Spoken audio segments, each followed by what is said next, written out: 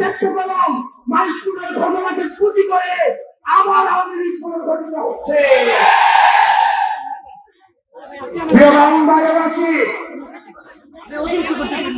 আমাদের ফেসিবাদ বিরোধী প্রত্যেকটি রাজনৈতিক দলকে আহ্বান করব,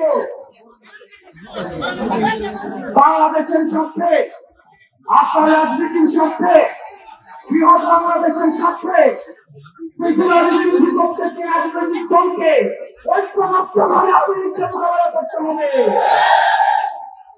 একই সাথে সাথে একটি গণতান্ত্রিক উত্তরণের জন্য আমরা যে সংস্কার প্রস্তাব দিয়েছি, এই সংস্কার প্রস্তাবের আশু বাস্তবায়নের মধ্য দিয়ে একটি গ্রহণযোগ্য নির্বাচনের দিকে যেতে হবে। সেটির পূর্বে বিশ্বমান বিচার এবং সংস্কার নিশ্চিত করতে হবে। আমাদের আপার হাউসে অবশ্যই বিচার নিশ্চিত করতে হবে।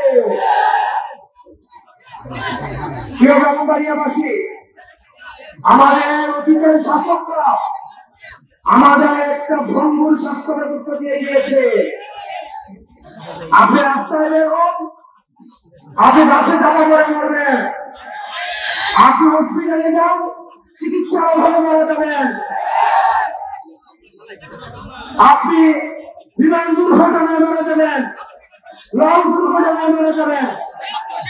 বাংলাদেশের একটি স্বাভাবিক দেশে অন্তর্বর্তীকালীন সরকারের কাছে আমরা চেয়েছি না একটা পরিবর্তিত ব্যবস্থা। দুঃখজনক বিষয় হচ্ছে আমাদের সাবেক স্বাস্থ্যমন্ত্রী নিয়োজিত আওয়াজ, আমাদের বর্তমান স্বাস্থ্যমন্ত্রী হচ্ছে বাংলায় আওয়াজ।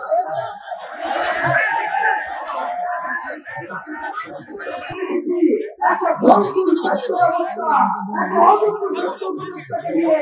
এই স্বাস্থ্য ব্যবস্থা পরিচালনা করতে বাংলাদেশি কোনো ডাক্তার ছিল না।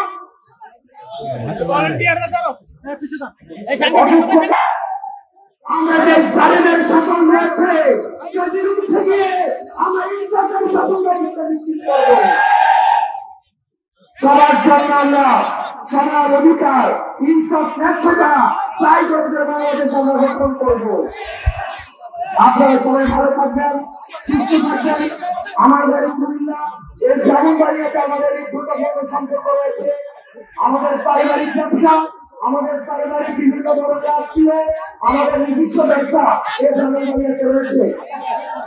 অনেক বছর ধরে ব্রাহ্মণবাড়িয়ার সাথে আমাদের যোগাযোগ আছে। আমরা একই সাথে কুমিল্লা ব্রাহ্মণবাড়িয়ার যে গুরুত্বপূর্ণ সম্পর্ক সেটিকে আরো সুসংগঠিত করার মধ্য দিয়ে আমরা একটা পুনর্গঠিত বাংলাদেশ গঠন ক্ষেত্রে এই ব্রাহ্মণবাড়িয়াবাসী বৃহত্তর কুমিল্লা অবশ্যই বৃহত্তম অবদান করবে। আপনারা সবাই ভালো থাকবেন। আমরা সবাই একসাথে এই মুহূর্তে বাংলাদেশে কোনো কিছু দরকার আছে, সবাই একসাথে